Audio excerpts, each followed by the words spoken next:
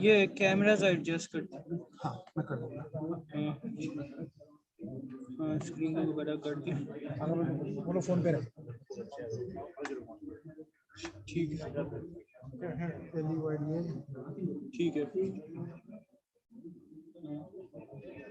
نشین کل آئے ہوئے اس کو آگے کر دیں اور پیچھے گئے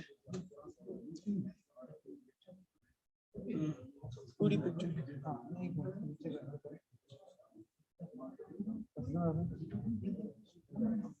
ٹھیک ہے ٹھیک ہے بس بس ٹھیک ہے ٹھیک ہے چلو بس. اور ایک سے مجھے بتا دیں مینیو کیسے کینسل ہوگا. دکھ رہا ہے وہاں پر مینیو وغیرہ دکھ رہا ہے تو ایسے رکھنا ہے. ہاں ٹھیک ہے اوکے. نہیں میں کہہ رہا ہوں لیڈیز پہ کل جب کرنا ہوگا لیڈیز پہ کیسے ٹی وی پہ بھیجتے ہیں. اچھا ٹھیک ہے اوکے.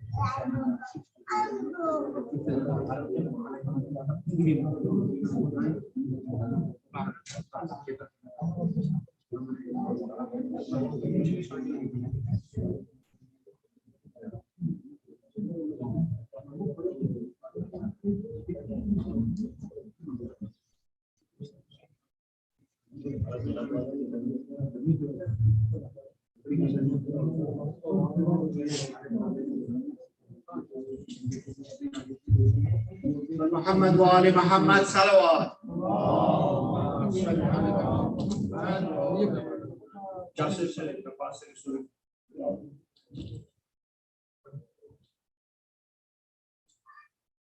أعوذ بالله من الشيطان الرجيم.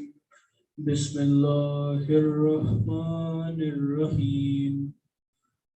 قل هو الله أحد الله الصمد لم يلد ولم يولد ولم يكن له كفوا أحد. صدق الله العلي العظيم.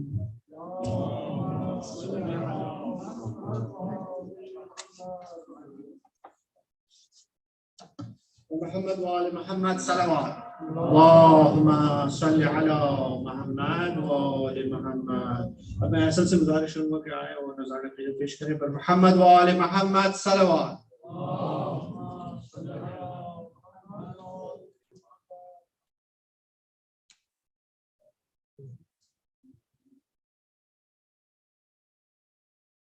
بآواز بلند کر صلوات.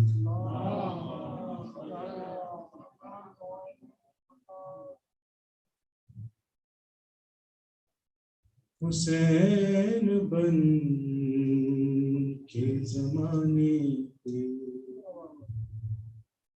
چھا گئی زینب. حسین بن کے زمانے پہ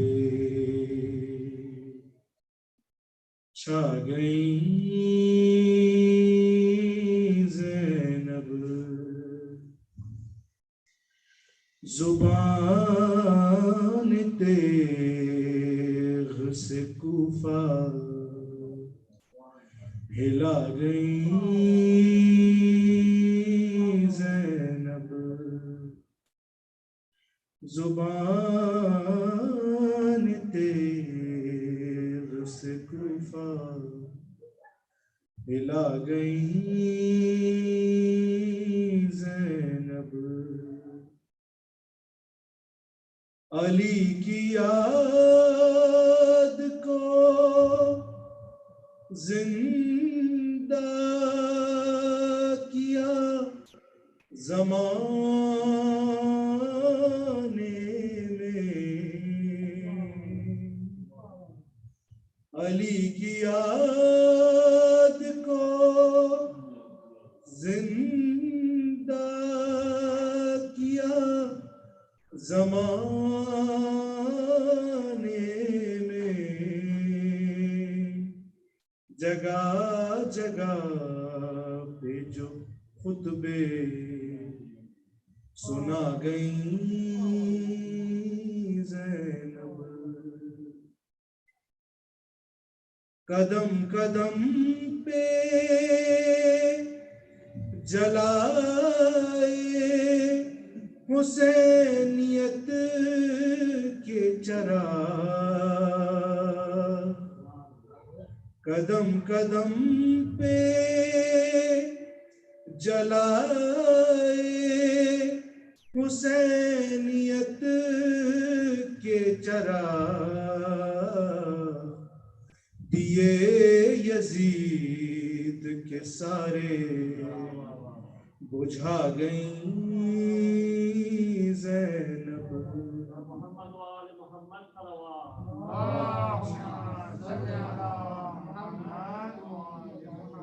دیے یزید کے سارے بجھا گئیں زینب. قسم خدا کی احسان بنت زہرا ہے. قسم خدا کی احسان بنت زہرا ہے. ہمیں حسین کا ماتم سکھا گئی زینب. ہمیں حسین کا ماتم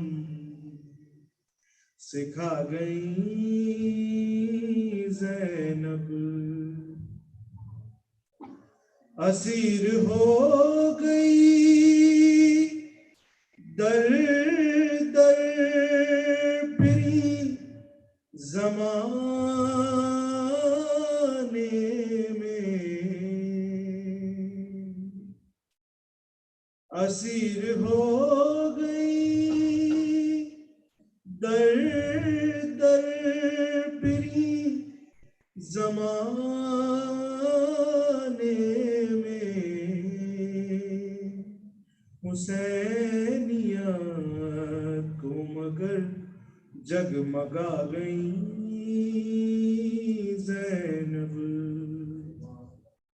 حسینیت کو مگر جگمگا گئی زینب، ضعیف بھائی کا غم بانٹنے کو مقتل میں، ضعیف بھائی کا غم بانٹنے کو مقتل میں، جواں بھتیجے کے لاشیں پہ آ گئی زینب، جواں بھتیجے کے لاشیں پہ آ گئی زینب، حسین بن کے زمانے پہ چھا گئی زینب۔ اللہم صلی علی محمد وآل محمد۔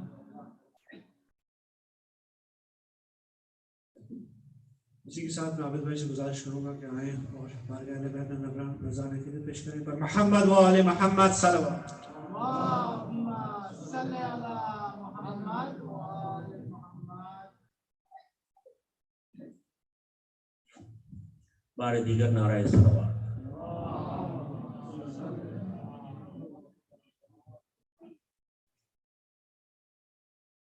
جو زیر کساء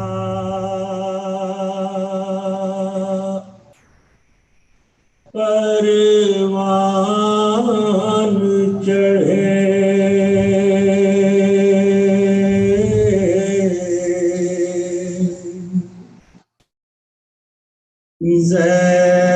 زینب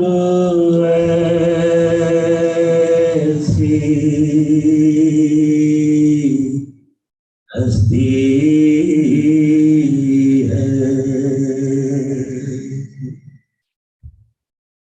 جو زین ابوجد بن کے رہے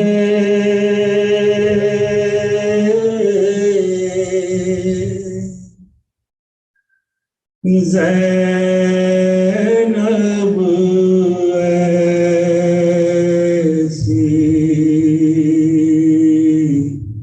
ہستی ہے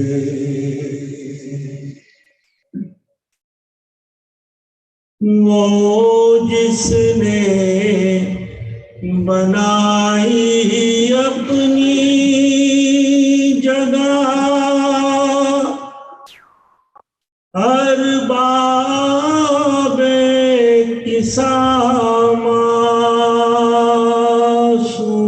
معصوموں میں،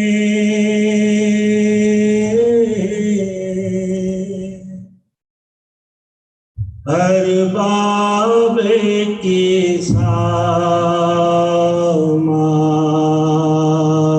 معصوموں میں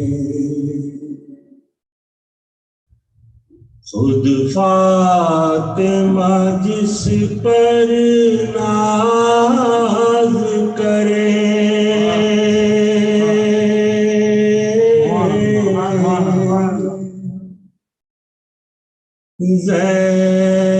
زینب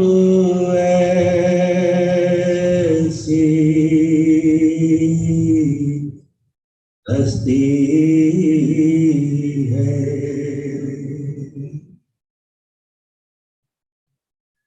شبیر سے باقی دین نبی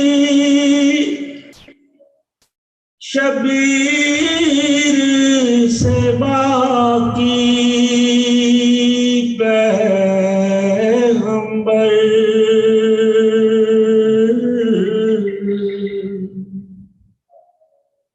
شبیر سے باقی پیغمبر شبیر رہے زندہ جس سے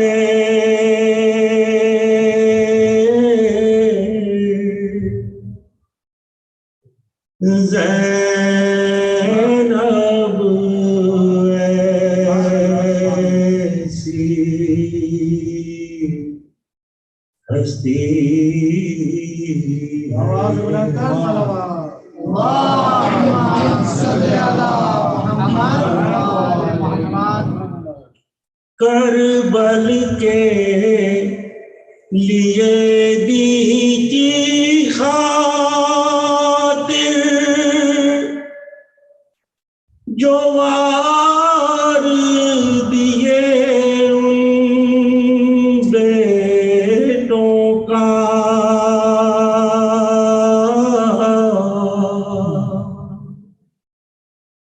جو وار دیے ان بیٹوں کا غم بھی نہ کرے پرسا بھی نہ لے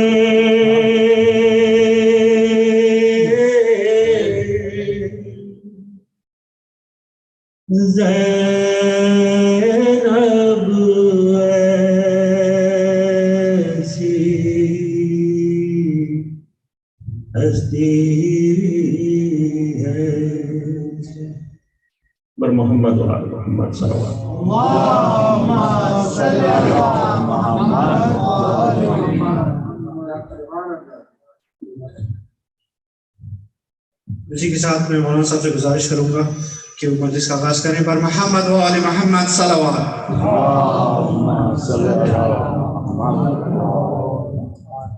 نعرہ تکبیر اللہ اکبر نعرہ رسالت یا رسول اللہ نعرہ حیدری نعرہ صلوات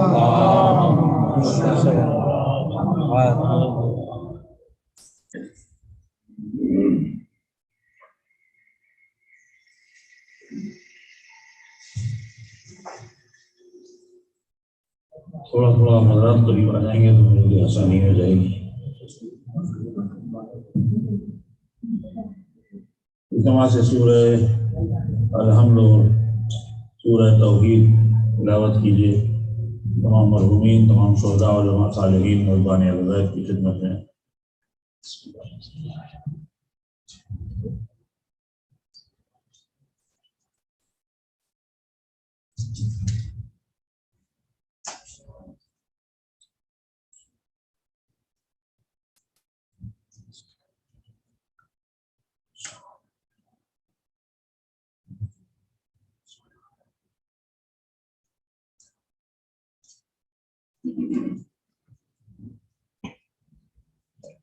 فاتحہ.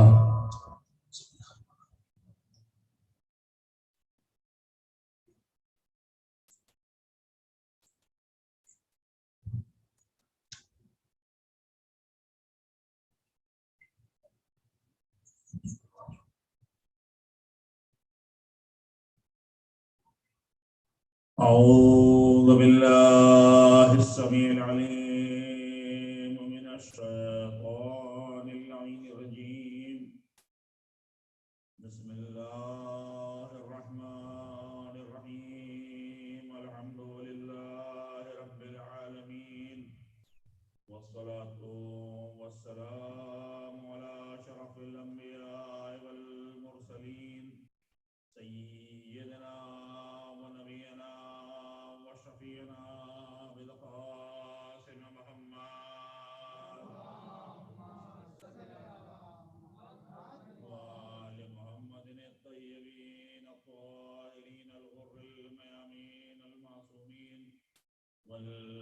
الله على أعدائهم أجمعين من يومنا هذا على يوم الدين. أما بعد فقد قال الله سبحانه وتبارك وتعالى في كتابه المبين وهو أصدق الصادقين وقوله الحق. بسم الله الرحمن الرحيم. ولا تحسبن الذين قتلوا في سبيل الله أمواتا بل أحياء عند ربهم يرزقون. صلوات پڑھیے محمد.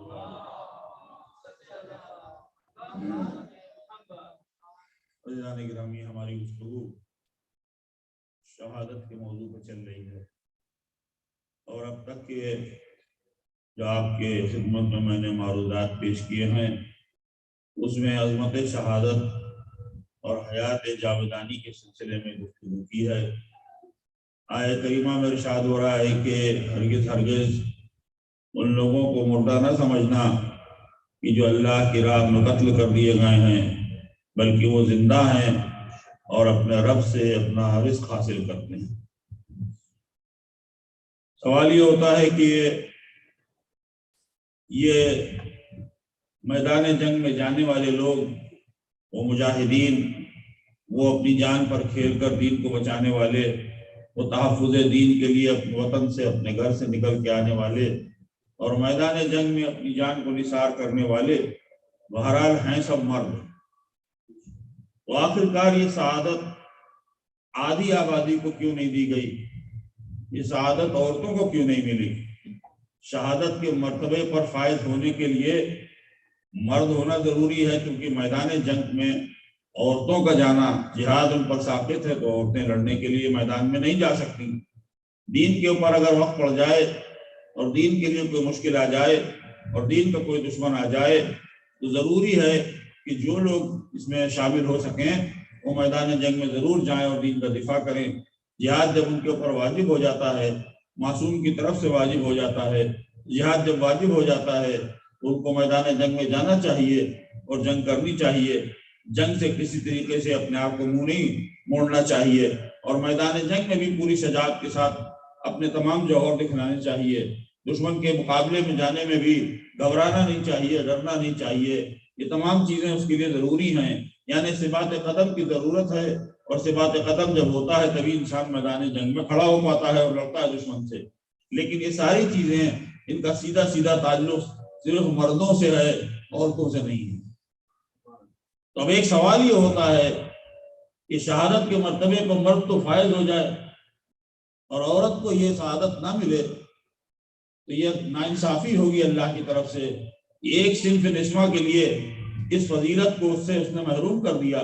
وہ چاہتی ضرور ہوں گی، ان کے ارمان ضرور ہوں گے، ان کی کوشش ضرور ہوگی، وہ کیوں نہیں چاہیں گی کہ سعادت کو حاصل کریں، لیکن ان کو یہ سعادت مل نہیں سکتی. تو سوال یہ ہوتا ہے کہ پروردگار عالم نے ایک پوری آبادی کے بیشتر آدھے حصے کو کم سے کم اس سعادت سے محروم کر دیا. اگر یہ صحیح ہے کہ اس سعادت سے محروم کر دیے گئے ہیں تو سوال ضرور اٹھے گا کہ بھائی آپ نے عورت بنایا تھا، خدا نے عورت کی طرح سے خلق کیا تھا اور پھر جہاد ساقط کر دیا. جب جہاد ساقط کر دیا تو اب اس کو شہادت کی منزل کہاں سے مل سکی؟ یہ سوال بہرحال ذہنوں میں آنا چاہیے کہ مردوں کو تو سعادت مل گئی، عورتوں کو سعادت نہیں ملی. اب سوال یہ ہوتا ہے کہ ایسا کیوں ہے، اور یہ اصل میں شہادت کیا ہے، اس کی موضوع کے اوپر ابھی گفتگو ہوگی اور آئندہ کی مجالس میں ہوگی کہ حقیقتاً شہادت ہے کیا. لیکن بہرحال ایک مرتبہ ہے کہ جس مرتبے کی تمنا ہر ایک کرتا ہے. یہ مجلس جو میں پڑھ رہا ہوں آپ کے لیے، وہ صرف اس لیے نہیں کہ آپ سن لیں اور سن کے بھول جائیں، نہیں، دل میں ارمان شہادت ہونا چاہیے. مومن کے دل میں ہر وقت ارمان شہادت ہونا چاہیے. تو آپ کے دل میں یہ ارمان جاگے، اس لیے مجلس پڑھی جا رہی. اب اگر مان لیجئے کہ عورتوں کو محروم کر دیا گیا تو ایک سوال ہے کہ بھئی کیوں محروم کر دیا؟ کیا واقعی عورتیں شہادت کی منزل پر فائز نہیں ہو سکتی؟ تو اس آیت کے ذیل میں اگر دیکھا جائے 2 آیتیں ہیں جن کے متن تقریباً ایک سے ہیں. ایک میں کہا گیا ہے کہ ان کو کہیں تصور بھی نہ کرنا، ان کے بارے میں سوچنا بھی نہیں، اور دوسرے بارے میں کہا گیا کہ شہداء کے لیے تم یہ نہ کہنا کہ وہ مر گئے ہیں، وَلَا تَقُولُوا لِمَن يُقْتَلْ فِي سَبِيلِ اللَّهِ، تو ان کے لیے کہنا بھی نہیں کہ وہ مر گئے ہیں، بلکہ وہ زندہ ہیں اور تمہیں اس کا شعور نہیں ہے. تو ان دونوں جگہ پر اس منزل کا اعلان کیا گیا ہے کہ اتنی عظیم منزل ہے اور اتنی بہترین حیات جاویدانی ان کو مل گئی ہے. تو سوال یہ ہے کہ پھر عورتوں کو کیوں نہیں دی گئی؟ عورتوں کو بھی ملنی چاہیے تھی.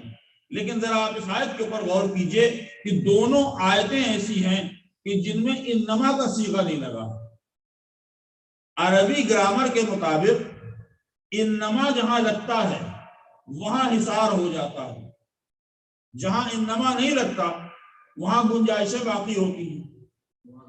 یعنی جہاں آپ مانوس ہیں اس آیت سے، انما یرید اللہ لیذھب عنکم الرجس اہل البیت، یہاں یہ جو انما پہلے لگا ہے اس نے ان اہل بیت کے چاروں طرف ایک حصار کھینچ دیا، اور وہ حصار ایسا ہے کہ نہ ان میں سے کوئی باہر آ سکتا ہے نہ باہر والا کوئی اندر جا سکتا ہے. چلو آپ پڑھ دیں محمد والے محمد. اور اگر غور کیا جائے تو شہزادی نے ایک اور حصار کھینچ دیا. کسی اور کی چادر ہوتی تو چادر کی دعوے دار دعویٰ کر دیتی، لیکن یہ فاطمہ زہرا کی یمنی چادر کا ایک اور حصار تھا. اتنا محکم حصار تھا کہ اس میں آنے کے لیے فرشتہ بھی تمنا کرنے لگا، پروردگار 5 وہاں 5 ہیں، 6واں میں بن جاؤں. اس کے معنی یہ ہیں کہ یہاں کوئی اور نہیں آ سکتا. دوسری روایت کے مطابق پیغمبر کی ایک زوجہ نے کہا، کیا رسول اللہ میں بھی اس چادر میں داخل ہو جاؤں؟ فرمایا آپ نے کہ انت علی الخیر، تم خیر پر ہو لیکن یہاں نہیں آ سکتی ہو. کیوں؟ اس لیے کہ یہ چادر کا حصار اللہ نے کھینچا ہوا ہے، فاطمہ نے.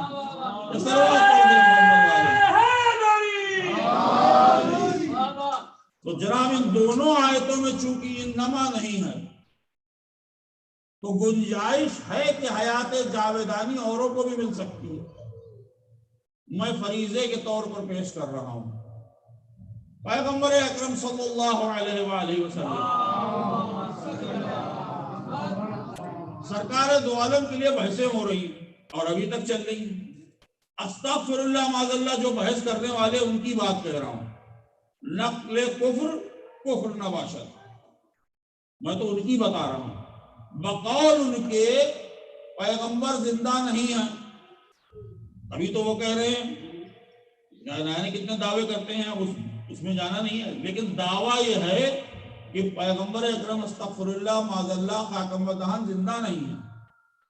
تو اب میں آپ سے سوال کروں کہ پیغمبر ہدایت دیں، پیغمبر قرآن دیں، پیغمبر آیات دیں، آیات کے تحت ان دونوں آیتوں کے تحت لوگ میدان جنگ میں جائیں، شہید ہو کے جاویدانی حیات حاصل کر لیں، اور پیغمبر کو حیات جاویدانی نہ ملے. جس کی تبلیغات ہیں، جس کے ایک تبلیغ کے نتیجے میں ہزاروں لوگ شہید ہو کر حیات جاویدانی حاصل کر لیں، معاذ اللہ استغفر اللہ اس کو حیات جاویدانی نہ ملے. تو یہ تو عجیب بات ہو گئی. میرا تو کہنا ہے کہ جس کی ایک تبلیغ کے صدقے میں اتنے حیات جاویدانی حاصل کر رہے ہیں، اس نبی کے حیات ایک مسلسل حیات ہے جس میں کہیں موت نہیں ہے. تو آپ پیغمبر بظاہر تو لگتا ہے، حالانکہ تاریخ تو دوسری بھی بات بھی کہتی ہے، بظاہر تو لگتا ہے کہ پیغمبر شہید نہیں کیے گئے. میں بظاہر کہہ رہا ہوں، تو دوسری روایات موجود ہیں، اس کی گہرائی میں مجھے جانا نہیں ہے. بظاہر تو بستر مرگ پر ہی پیغمبر اس دنیا سے گئے، میدان جنگ میں شہادت نہیں ہوئی، تو پیغمبر کو شہادت تو نہیں ملی، لیکن حیات جاویدانی ہے. تو اس کے معنی یہ ہے کہ انما کا صیغہ لگنے کی وجہ یہی ہے، نہ لگنے کی وجہ یہی ہے کہ بہت سے لوگ ہیں جن کو حیات جاویدانی ملنی ہے، تو جب پیغمبر کو ایسے حیات جاویدانی مل سکتی ہے تو صنف نسواں اگر فی سبیل اللہ زندگی گزار رہی ہے تو ضرورت اس کو نہیں ہے کہ گلا کٹا کر کے میدان میں شہید ہو. اگر فی سبیل اللہ عورت کی زندگی گزر رہی ہے تو اس کو یقیناً شہادت ملنی چاہیے. ایک صلوات پڑھ دیں محمد والے. آپ سمجھے اس بات کو؟ جن کے لیے ہے نہیں جنگ، جن کے لیے جو ساقط ہے جن کے اوپر جنگ، لیکن ساقط ہونے کے یہ معنی نہیں ہے کہ محرومیت ہے. حیات جاویدانی سے اور شہادت سے محرومیت ہے. اب یہاں آ کر سوال ہوتا ہے کہ بھائی اگر عورت کے حقوق کے اوپر ہی بحث ہوتی ہے تو جہاں اسلام کو ہر طریقے سے بدنام کیا جا سکتا ہے، ایک طریقہ یہ بھی ہے بدنام کرنے کا. اس سے اور بڑھ کر کے بھی بدنام کرتے ہیں کہ بھائی عورت کو تو پورے حقوق اسلام میں دیے ہی نہیں گئے. اور کچھ لوگ اور بڑھ کر کے آگے باتیں کرتے ہیں کہ امیر المومنین علی ابن ابی طالب علیہ السلام، مولا کائنات کا ایک خطبہ ہے کہ جو نہج البلاغہ میں ہے، اس میں فرمایا ہے کہ عورت ناقص العقل ہوتی ہے، عورت ناقص الایمان ہوتی ہے، عورت ناقص المیراث ہوتی ہے. اب لیجیے، اب تو مولا نے کہہ دیا تو لہذا الزام اور زیادہ سخت ہو گیا کہ جب مولا کہہ دے رہے ہیں کہ وہ ناقص ہے تو وہیں سے نقص شروع ہو گیا. اور پھر عالم اسلام نے کون سے رائٹس اس کو دے دیے؟ تو چند لمحے کے لیے عالم اسلام کو تو آپ الگ کر لیں تھوڑی دیر کے لیے، دنیا کے رائٹس بتا دیجیے. عورتوں کو جو حقوق دنیا نے دیے ہیں وہ بتا دیے جائیں. اگر برابری مرد اور عورت کی کرنا حق مل جانے کے برابر ہے تو اس کو آپ کہیں گے کہ حق ہے، یہ حق مل گیا عورت کو. یا یہ کہ عورت کو ووٹ دینے کا حق دے دیا جائے تو عورت کو برابر کا حق مل گیا. یا یہ کہ عورت کسی ملک کی سربراہ بن جائے تو اس کو برابر کا حق مل گیا. یا یہ کہ عورت تجارت میں آ جائے برابر تو اس کو حق مل گیا. کون سا حق ہے کہ جس کے لیے پوری دنیا پریشان ہے؟ اسلامک سسٹم کو الگ کر لیں تھوڑی دیر کے لیے. ہم کہتے ہیں دنیا کا کوئی سسٹم آپ ہمیں بتائیں اور اس میں یہ بتا دیں کہ عورت کو برابر کا حق ملا، جو حق عورت کو چاہیے وہ مل گیا. یہ طے کر لیا جائے کہ بھائی یہ سسٹم خراب ہے، یہ سسٹم اچھا ہے. مذہبی سسٹمز میں جو مذہبی دینی دیے گئے ہیں اسلام کے علاوہ، ذرا آئیے وہ بھی کر لیتے ہیں طے. کیا کرسچینٹی میں عورت کو برابر کا حق دیا گیا ہے؟ کیا کرسچینٹی پورے طریقے سے عورت کو برابر کا حق دیتی ہے؟ تو نہیں ہے. اگر دیتی ہوتی تو پھر یہ یہاں شور کیوں مچ رہا ہوتا کہ عورت کو برابر کا حق دو؟ اگر عیسائیت کو ہٹا دیجئے، یہودیت کو دیکھ لیجئے، یہودیت میں تقریباً وہی حق ہیں جو اسلام میں ہے. یعنی طلاق کا حق بھی مرد کے ہاتھ میں ہے، میراث کے سلسلے میں بھی وہی ہے جو ہمارے یہاں ہے. کافی چیزیں ملتی جلتی. تو چلیے وہ بھی پرانا مذہب تھا، 5000 سال پرانا، وہاں پر بھی آپ کے مطابق وہاں بھی نہیں ملا ان کو. آئیے ہندوازم میں دیکھ لیتے ہیں، وہ بہت اپنے آپ کو دعویٰ کرتے ہیں بہت پرانا مذہب ہے. ہندو مذہب میں کیا عورت کو برابر کا حق دیا گیا ہے؟ نہیں جناب، عورت کو برابر کا حق وہاں بھی نہیں دیا گیا ہے. عورت کے لیے انہوں نے کہا ہے کہ عورت تعلیم تک نہ حاصل کرے. عورت گھر کی ایک کموڈٹی ہے، عورت گھر میں رہے اور خدمت انجام دے. عورت کی کوئی حیثیت نہیں ہے. عورت اور نیچی ذات کے ہندو تعلیم نہ حاصل کریں، یہ صاف صاف لکھا ہوا. تو حق مل گیا؟ وہاں بھی نہیں ملا. حالانکہ ان کی دیویاں بڑی بڑی عورت ہیں، 8 ہاتھ والی اور عجیب عجیب شکل کی، ہر ہاتھ میں ایک اسلحہ لیے ہوئے ہیں جی، بڑی خطرناک قسم کی. میں بتا رہا ہوں آپ کو، تصویر دیکھیں گے بچوں کو صبح نہ ساتھ میں دکھلائیے گا، ڈر جائیں گے. وہ کسی کی زبان باہر ہے، کسی کی نکلی ہوئی ہے. ہمیں آج تک سمجھ ہی نہیں آیا کہ 8 ہاتھ کی جو عورت ہوگی اس کی باڈی کا بیلنس کیسے بنے گا، کھڑی کیسے ہوگی. پتہ نہیں کن کن سواریوں پر سوار ہے، کوئی شیر پر ہے، کوئی کسی اور پر ہے، کوئی کسی اور پر ہے. یہ اگر عورت ہے تو بھائی ایسے عورت سے تو علمان حلفیظ، تو ان کا تو حال یہ ہے. اب آئیے تنظیموں کو دیکھ لیں کہ کہ یورپ نے کیا عورت کو پوری طریقے سے آزادی دے دی تھی اور رائٹس دے دیے تھے؟ تو نہیں، ابھی تک تو 20ویں صدی 21ویں صدی تک آ کر ابھی بھی عورت کے رائٹس کا جھگڑا چل رہا ہے۔ کیا امریکہ نے دے دیے تھے؟ یہ بڑے اپنے آپ کو ڈیموکریٹک بتاتے ہیں، ان کی ڈیموکریسی کو آئے ہوئے 240 سال کے اوپر ہو گیا ہے، ان کا کانسٹیٹیوشن کہتے ہیں کہ فاؤنڈنگ فادرز نے بڑا اچھا بنایا تھا اور بڑا عمدہ اس نے قانون بنایا تھا۔ 60s میں آ کر کے عورت کو ووٹ دینے کا حق ملا۔ عورت کا استعمال کہاں کیا گیا؟ جب جنگیں ہونے لگی تب کیا گیا۔ جب تک جنگ نہیں تھی تو ورک فورس میں بھی عورت نہیں تھی۔ اور یہ بھی آپ دیکھ لیجئے گا کہ جب تک ورک فورس میں عورت نہیں تھی پھر بھی اس کا لباس آج کی عورت کے لباس سے بہتر چل رہا ہے۔ تصویریں دیکھیے آپ، آج کی عورت کی جو پروفیشنل عورت ہے اس کی تصویر دیکھیے، اور آج سے تقریباً 75-80 سال پہلے والی اسی ملک کی عورت کی تصویر دیکھ لیجیے۔ کم سے کم لباس کے اعتبار سے وہ آج سے بہتر تھی۔ یہ آزادی ملنے کا نتیجہ ہے کہ اریانگی پھیلا دی ہے سماج میں۔ اگر اس کو آپ آزادی کہتے ہیں تو ایسی آزادی کو دور سے سلام۔ اب یہ طے ہونا چاہیے کہ عورت کو کون سے قانون کے تحت صحیح معنوں میں آزادی مل بھی جاتی ہے اور حقوق مل بھی جاتی ہے۔ ذرا سی بھاری پڑ رہی ہے گفتگو میری، ایک صلوات پڑھ دیں محمد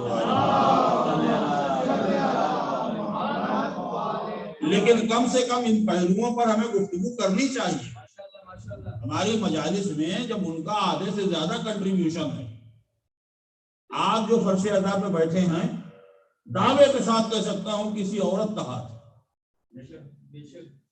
وہ آغوش نہ ملی ہوتی تو آپ مجلس میں نہ دکھائی دیتے۔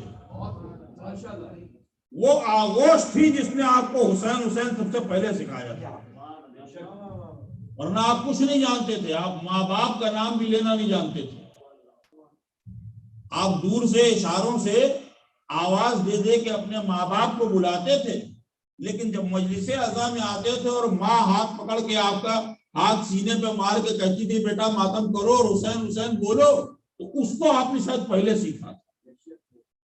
تو لانے والی وہ یہاں پر وہی ہے، اس کے حقوق کے بارے میں بات کیوں نہ کی جائے؟ اس لیے یہ اسلامی حقوق جو ہیں ان کے بارے میں تھوڑی دیر کے لیے ہم بات کریں گے، اور ہم تو چاہتے ہیں کہ اس پر گفتگو ہونی چاہیے، کیونکہ ہم اپنے روایتی مجالس کی گفتگو کو میں نے دوسرے ذاکرین پہ چھوڑ دیا۔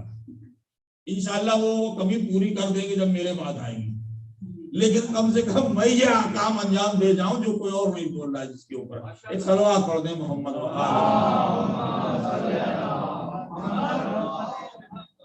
تو دنیا کا کوئی بھی سسٹم ہو، کوئی بھی تہذیب ہو، کوئی بھی مذہب ہو، معترض کو اعتراض کرنے کے لیے تو کچھ نہ کچھ مل ہی جاتا ہے قطع نظر اس کے۔ لیکن اگر آپ تلاش کیجئے کہ واقعی، اور ہم اور آپ جیسے لوگ جو سنجیدہ لوگ ہیں، امام حسین کے ماننے والے ہیں، مجلس اعضاء پر آنے والے ہیں اور برپا کرنے والے ہیں، آپ یقین سے سوچئے کہ آپ چاہیں گے کہ اپنی ماں کا حق آپ چھین لیں، اپنی بہن کا حق آپ چھین لیں، اپنی زوجہ کا حق آپ چھین لیں، اپنی بیٹی کا حق آپ چھین لیں؟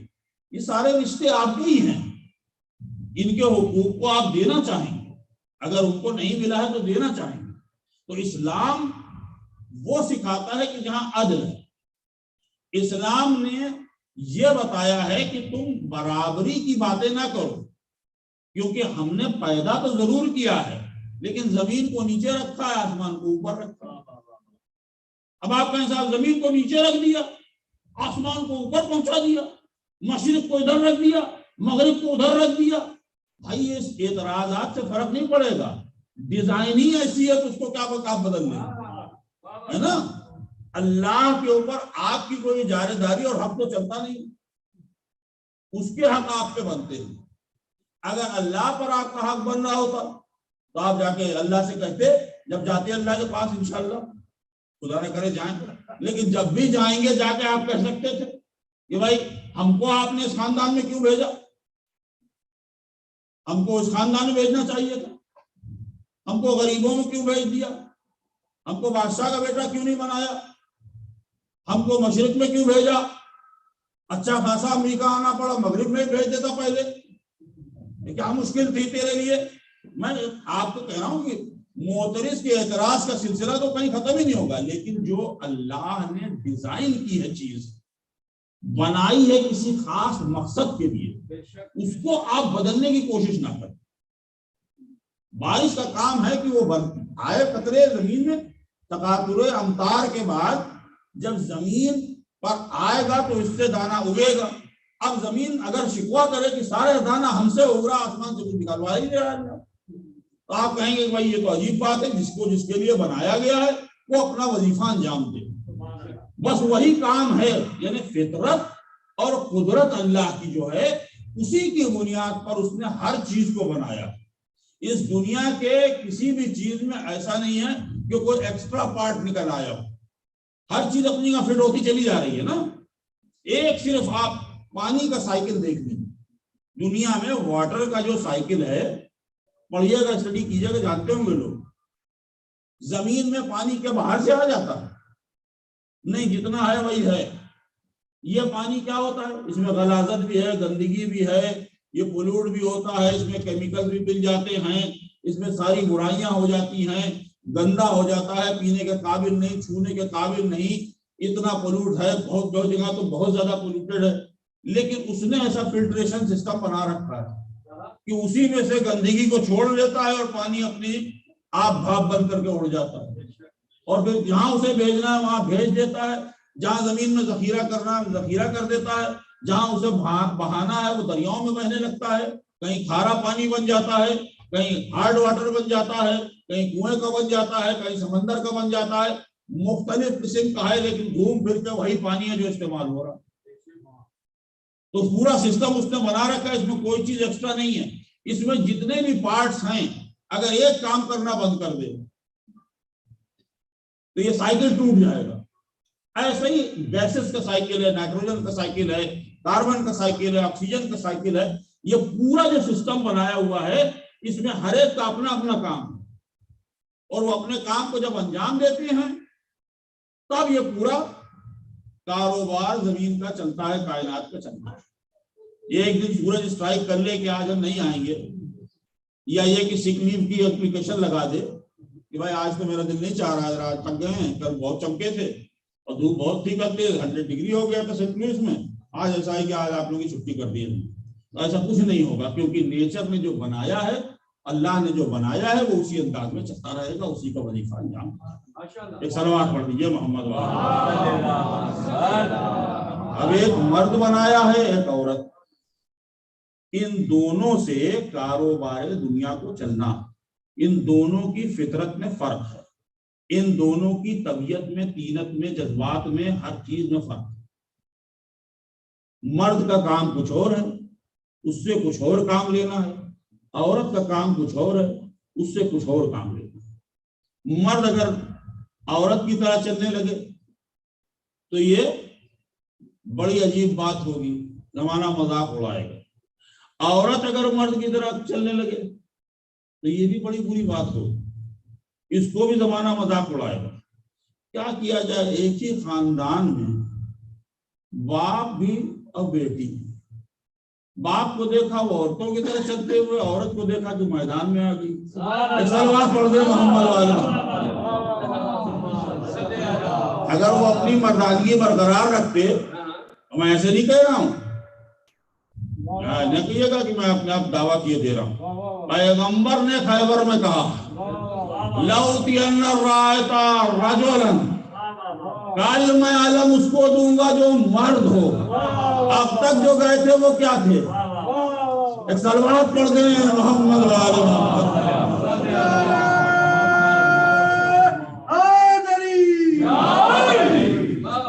عجیب معاملہ ہے جناب، قرار اور فرار دونوں ایک ہی نسل میں، دو نسلوں میں پایا جا رہا۔ وہ گئی ہیں اتنا دور کہ بصرے تک چلی گئی ہیں، اور یہ میدان سے گئے اتنا دور کہ پھر دوسرے دن لوٹ گیا۔ ان میں سے ایک گئے، وہ تیسرے دن لوٹ گیا۔ پیغمبر نے کہا تم تو بہت دور چلے گئے تھے۔ سوچیا، تو یہ ہے کہ جس کا جو کام ہے وہ انجام دینا، اور اسی کام کے تحت اللہ نے حقوق کو بنایا ہے۔ اب اگر مولا کہہ رہے ہیں کہ عورت، پہلی بات تو یہ خطبے کے سلسلے میں بتا دوں، سوال یہ ہے کہ کیا نہج البلاغہ 100% صحیح ہے؟ یہ دعویٰ کوئی کر سکتا ہے؟ سوال یہ ہے قرآن مجید کی طرح کیا ہم بھی نہج البلاغہ کو کہہ سکتے ہیں کہ اللہ کی مولا علی کی کتاب ہے؟ 100% صحیح ہے۔ تو آپ کی اطلاع کے لیے ہمارے ہاں صحیح نام کی کوئی کتاب نہیں، ہمارے ہاں اس ٹائپ کی کوئی کتاب ہوتی نہیں ہے۔ ایک بس قرآن ہے کہ جس کے زیر و زبر اور نقطے و جزم کسی چیز میں کوئی فرق نہیں آیا، لیکن اس کے علاوہ ہر وہ کتاب جس میں غیر معصوم کا ہاتھ لگ گیا ہو، اشکال ہے کہ ہو سکتا ہے اس میں کچھ غلط ہو، تو لہذا اس کتاب کی اوتھینٹسٹی ہم مانتے ضرور ہیں، 100% نہیں مان سکتے۔ ہمارے ہاں ویسی صحیح نہیں ہے کہ جس کو پڑھ کے سب صحیح ہو جائیں، ویسا کچھ نہیں ہمارے ہاں۔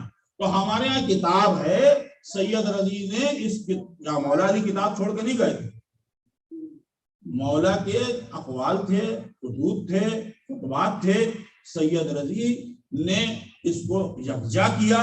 یہ دو بھائی تھے، سید مرتضی، سید رضی، ان دونوں کا واقعہ ہے، وہ پڑھنے کا وقت نہیں ہے، لیکن یہ ایسے تھے کہ واقعی معتبر تھے، معتمد تھے، اور واقعی تقوی میں اور علم میں اور اپنی فراست میں اور خاص کر کے اجتہاد میں بالکل کم عمری میں اجتہاد حاصل کر لیا۔ سب کرنے کے باوجود بھی یہ معصوم نہیں تھے، تو ممکن ہے کہ ہو سکتا ہے ان سے بھی غلطی ہو جائے، اس لیے ہم صحیح نہج البلاغہ نہیں کہتے، نہج البلاغہ کہتے ہیں، اور اس عنوان سے پڑھتے ہیں کہ ہاں اس میں سے بیشتر صحیح ہے، لیکن ممکن ہے کہ کوئی غلطی ہو گئی جو کہ غیر معصوم سے ممکن ہے۔ تو بہت سے علماء نے خود اس خطبے کے بارے میں ہی اشکال پیدا کر دیا۔ شیخ فیاض، اللہ ان کی صحت اور ان کی تندرستی اور ان کی عمر میں اضافہ فرمائے، اس وقت مرجع ہیں عراق میں، اور بھی دوسرے جنہوں نے کہا ہے کہ اس خطبے کی آتھینٹسٹی پر ہمیں شک ہے، کیونکہ اس میں جو باتیں کہی گئی ہیں اس کی وجہ سے۔ تو اب اگر فرض کرنے تھوڑی دیر کے لیے بھی مان بھی لیں تو کہا ہے کہ کیا عورتیں ناقص الایمان ہوتی ہیں، عورتیں ناقص العقل ہوتی ہیں، عورتیں ناقص المیراث ہوتی ہیں۔ یہ ناقص جو استعمال کیا ہے یہ نقص کے طور پر نہیں، شعر کے طور پہ کیا ہے۔ اس کو نقص کو صرف وہ نقص نہ سمجھے کہ اس میں عیب ہے، عیب نہیں ہے۔ مہینے میں چند دن ایسے ہوتے ہیں کہ عورت نماز اور روزے سے محروم ہو جاتی ہے شرعاً، تو چونکہ پورے مہینے وہ عبادت نہیں کر سکتی، اس لیے اس میں یہ ایک کمی ہو جاتی ہے بائی ڈیزائن، الگ سے نہیں کیا گیا، اللہ کی ڈیزائن ہے۔ مہینے کے کچھ ایام ایسے ہوتے ہیں کہ جن میں وہ یہ کام نہیں کر سکتی۔ البتہ یہ ضرور ہے کہ مستحب ہے کہ مصلی میں بیٹھے اور تسبیح پڑھے، اور وہ بنا چھوئے قرآن بھی پڑھ سکتی ہے اور کچھ ارکان ادا کر سکتی ہے، اللہ کو یاد کر سکتی ہے، اس سے انکار نہیں ہے، لیکن واجبات اس کے اوپر سے اٹھا لیے جاتے ہیں۔ تو یہاں ہو گئے ناقص الایمان۔ ناقص المیراث، ناقص المیراث کے معنی یہ ہیں کہ میراث کے تقسیم میں شوہر کا اگر مرد کا ایک حصہ ہے تو زوجہ کا آدھا حصہ ہے۔ کیوں ہے؟ اس کو آدھا کیوں دیا جا رہا ہے اور مرد کو پورا حصہ کیوں دیا جا رہا ہے؟ مرد کو دوہرا کیوں مل رہا ہے، عورت کو گہرا کیوں مل رہا ہے؟ اس کی وجہ یہ بتائی گئی ہے کہ شریعت کے مطابق عورت پر گھر کی نان نفقے اور تمام اخراجات کی ذمہ داری نہیں ڈالی گئی۔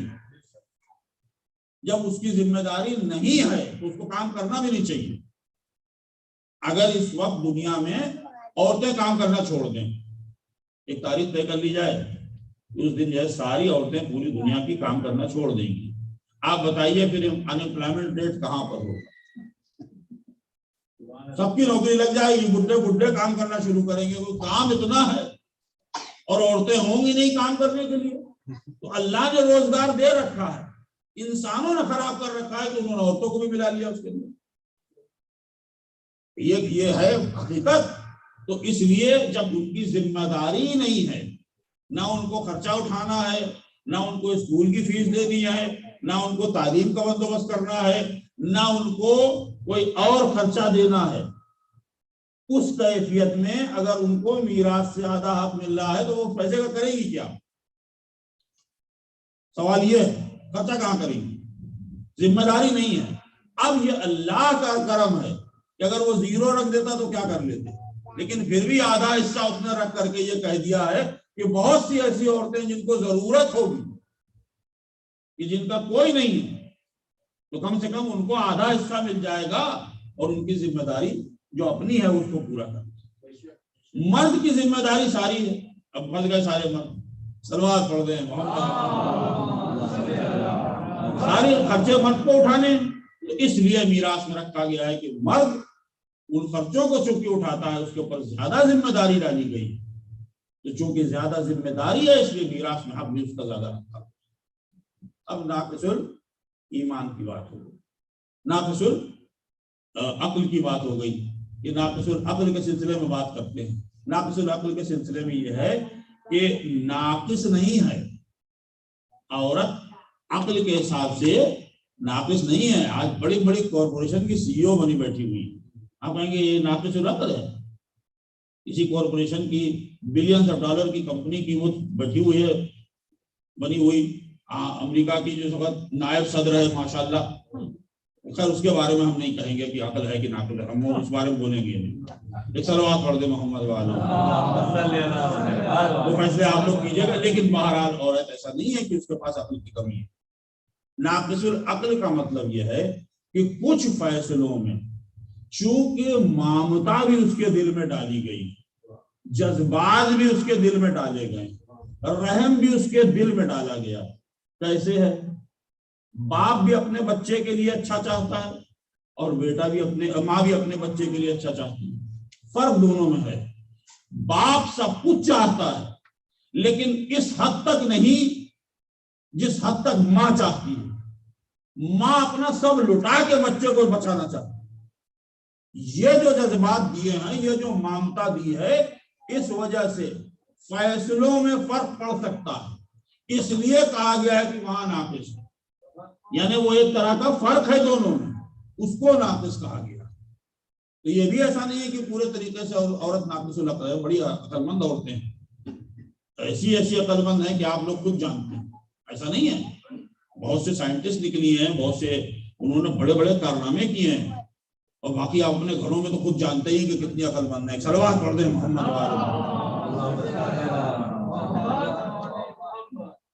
مگر عزیزو، اسلام یہ کہتا ہے کہ ہم نے اسی ساخت پر بنایا، اسی انداز میں خلق کیا ہے. خدا اپنے آپ کو رب کہلواتا ہے. رب کے معنی ہوتے ہیں کہ جو نگہداشت کرنے والا، جو انسان کی وہ تمام چیزیں پوری کرنے والا ہو کہ جس سے وہ اپنے منزل کمال تک انسان پہنچ جائے.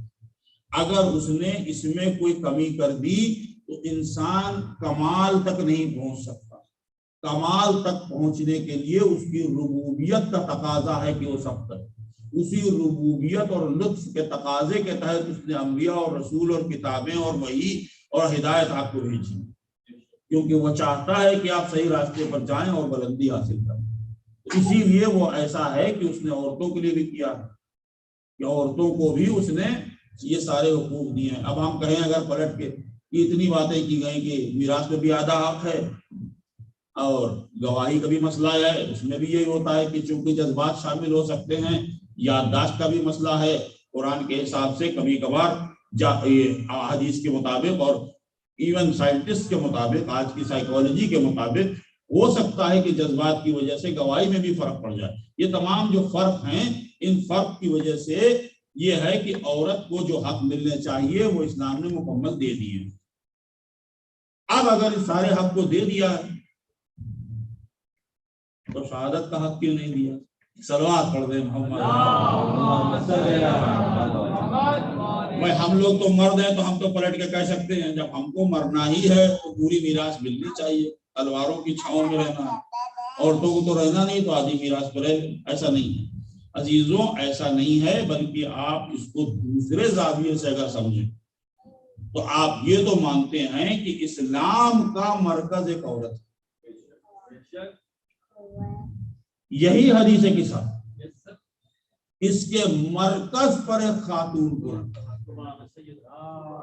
اگر ویومن رائٹ کے خلاف اسلام ہوتا تو کبھی اس مرکز پر فاطمہ زہرا کو نہ رکھتا، بلکہ رکھنے کے بعد تعارف میں بھی یہ خیال کیا کہ ایسا نہ ہو کہ تعارف میں کوئی دوری ہو جائے، تو باپ کا اور شوہر کا اور بچوں کا تعارف کرائے کہ ہم فاطمہ تو وہ ابوہا و بالوہا و بنو، صلوات پڑھتے ہیں،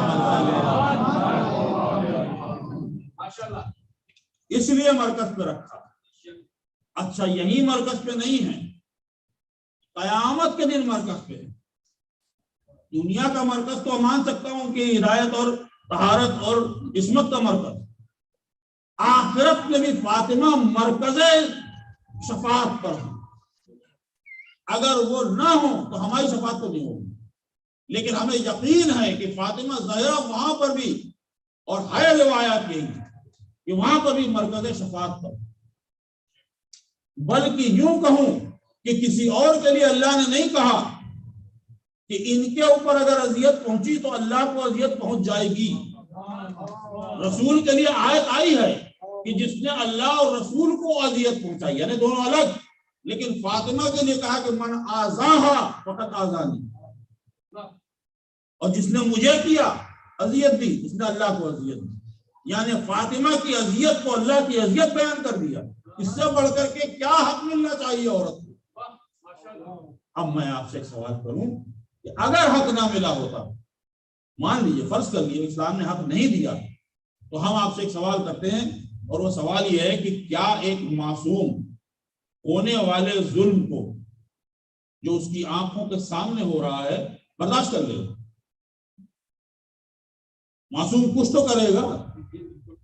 اگر پیغمبر نے فاطمہ کو ان کے حقوق معاذ اللہ نہیں دیے تو معصوم عالم اپنے حقوق کے لیے باپ سے کہتی نہیں کہ بابا میرا یہ حق محروم ہو گیا، اپنے شوہر سے کہتی تو نہیں کہ اے ابو الحسن آپ کے عقد کے بعد میرا فلاں حق محروم ہو گیا، اس سے محروم ہو گئی میں۔ اگر ان کو اس بات کا احساس نہ ہوتا تو میں کہوں گا کہ پھر وہ معصومہ نہیں ہے معاذ اللہ، لیکن وہ معصومہ ہیں، اور انہیں معلوم ہے کہ جو حق میرے باپ نے مجھے دیے، میرے شوہر نے مجھے دیے، وہی میرے حق ہیں، اس سے بڑھ کر مجھے حق کی ضرورت نہیں ہے۔ جب فاطمہ ایک 2 گز کے فدق کے لیے جا سکتی ہیں دربار میں، تو پوری نصف اس انسانیت کی آدھی آبادی کے حقوق کے لیے پیغمبر کی بارگاہ میں نہیں جائیں گی، سوال نہیں کریں گی کہ آپ نے سب کا حق سب سے محروم کر دیا معاذ اللہ؟ یقیناً نہیں ہوگا، ایسا ہو ہی نہیں سکتا کہ عصمت و طہارت کے گھر میں جہاں تمام معصومین ہوں وہاں ایسا ہو کہ حق سے ایک بیوی کو محروم کیا جائے اور وہ بیوی خود معصومہ ہو اور اس ظلم کو معاذ اللہ برداشت کرے۔ تو لہذا جو حق فاطمہ کو ملے ہیں وہی حق اصل میں صنف نسواں کے حق، اور وہی حق اسلام کے حق۔ اب اگر فاطمہ کو کسی حق سے محروم کیا گیا تو محروم کرنے والا یہ سمجھ لے کہ غضب فاطمہ ہے، کہ جو آج تک جو سنتا ہے وہ بے شمار کرتا ہے۔ ایک صلوات پڑھ دیں محمد۔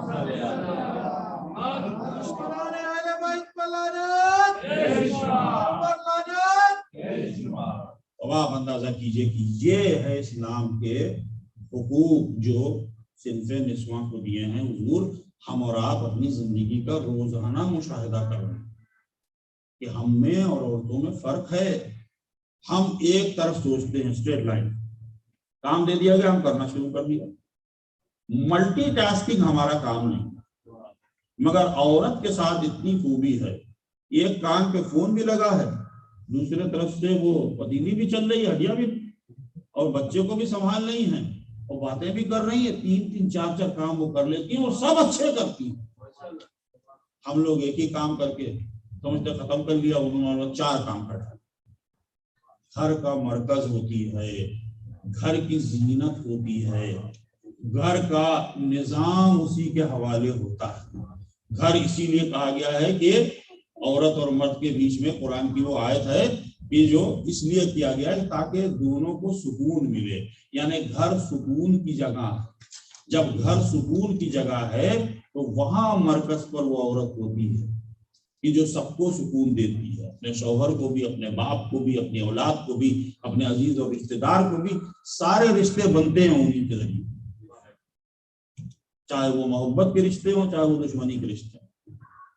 میں بتا دوں, اس لیے ہمارا بھی رشتہ ایسا ہی ہے کہ ہمارا جن جن نے فاطمہ سے محبت کی ان سے محبت کا رشتہ ہے, اور جن جن سے وہ ناراض ہو گئی, سلام کا جواب نہیں دیا, ان سے ہماری بھی نفرت ہے. ہمارا معیار تو وہی ہے, اور انہی معیار پر ہم نے تمام صنف نسواں کو حقوق دیے ہوئے ہیں. اب اعتراض کی ضرورت نہیں ہے, خاص کر کے ہمارے معاشرے میں عورت کو حق نہیں ملا. نہیں, عورت کو حق مکمل ملا ہے, وہی جو شریعت نے دیا ہے. آپ اس میں دخل اندازی نہ کریں. اسی لیے کہا گیا ہے کہ اگر کوئی عورت مان لیجیے نوکری کرنا چاہے, میں مشکل میں آ جاؤں گا زیادہ اس کے بارے میں پڑھوں گا تو, کیونکہ ہماری ماں بہنیں بھی سن رہی ہیں تو وہ بھی فوراً ہم کو سنا دیں گی. لیکن بہرحال حق جو ہے وہ حق ہے کہ مرد کبھی عورت سے نہیں کہہ سکتا کہ وہ نوکری کرے, لیکن اگر وہ اجازت سے شوہر کے اور شریعت کے حدود میں رہ کر نوکری کر رہی ہے اور کوئی حرام نہیں ہو رہا ہے, اس کی جو وہاں سے نوکری کی آمدنی ہے اس پر شوہر کا کوئی حق نہیں ہے. ایک صلوات پڑھ دیں محمد تھوڑا سا مجھے اطمینان ہے کہ میرے میزبان گئے ہوئے ہیں, ورنہ شاید مجھے کھانا ہی نہ ملتا ہے سب پڑھنے کو. لیکن بہرحال جو حقیقت ہے وہ حقیقت ہے. چیزوں یہ ہے عورت کی منزلت, کہ اتنی منزلیں بلند پر اس کو رکھا گیا ہے کہ آپ سوچئے کہ کائنات عالم کا مختار جو ہے, جو سرور کائنات, جو سید الانبیاء, افضل الانبیاء, تو جب بیٹی آتی ہے تو تعظیم کی. اس سے بڑھ کر احترام کون دے سکتا تھا اپنی بیٹی کہ جس کے مقابلے میں کوئی عورت آ نہیں سکتی. اب آپ تصور شرط ہے اگر نبی اکیلے نہ ہو, مان لیجیے 1,24,000 انبیاء سب ہوں ایک ساتھ, ایک پوری بزم انبیاء ہو اور اس میں فاطمہ آ جائے, تو ادب کا تقاضا یہی ہے کہ پیغمبر کی جو دستور ہے پیغمبر تعظیم میں کھڑے ہوں گے. جب پیغمبر اپنی بیٹی کی تعظیم میں کھڑے ہوں گے تو کیا دوسرے انبیاء کھڑے نہیں ہوں گے؟ تعظیم اور ادب کا تقاضا یہی ہے کہ سارے انبیاء تعظیم میں کھڑے ہوں. تو جس خاتون کے سامنے ساری نبوت اور امامت تعظیم میں کھڑی ہو جائے اس کا نام ہے فاطمہ زہرا. صلوات پڑھ دیجئے. اب اس فاطمہ زہرا کے گھر میں جہاں اتنے عظیم 2 بیٹے ہیں, ایک بیٹی پیدا ہوئی. تاریخ نے لکھا ہے کہ جیسے گھر میں خوشیاں تھیں کہ پنجتن خوش ہو رہے تھے, ایک بیٹی آئی. رسول پاک موجود نہیں تھے, جناب فاطمہ زہرا نے علی امیر المومنین کو اپنی بیٹی دی اور کہا ابو الحسن اس کا کوئی نام رکھیے. کہا یہ ہو نہیں سکتا, نبی نہیں ہے, پیغمبر نہیں ہے, وہی نام رکھیں گے. 3 دن بعد پیغمبر تشریف لائے, آپ نے اطلاع دی, کہا میری بیٹی کو لاؤ, اور اس کے بعد کہا یا رسول اللہ میں نے نام نہیں رکھا ہے آپ کی نواسی کا. فرمایا میں سبقت کیسے لے سکتا ہوں, اس کا نام میں کیسے رکھ سکتا ہوں, خدا اس کا نام رکھا. تو لہذا زینب کا نام وہاں سے آیا. اب زینب سوچئے کہ پنجتن کی آنکھوں کا نور بن گئی, اس لیے کہ زینب کو کون سنبھالے, یا شہزادی سنبھالے, یا حسنین سنبھالے, اور یا فضہ سنبھالے, یا امیر المومنین سنبھالے, اور یا پیغمبر کی آغوش. پیغمبر نے بیٹی کو کہ وہ گلے لگایا, آغوش میں لیا اور آنکھوں سے آنسو جاری. میں نے کہیں اور پڑھا ہے اس شہزادی کہتی ہے اے بابا میری کوئی بھی اولاد ہوتی ہے جب آپ کی آغوش میں دیتی ہوں تو آپ رونے لگتے ہیں. پیغمبر نے فرمایا بیٹی تمہیں کیا معلوم اس میری نواسی پر کیا گزرنے والی.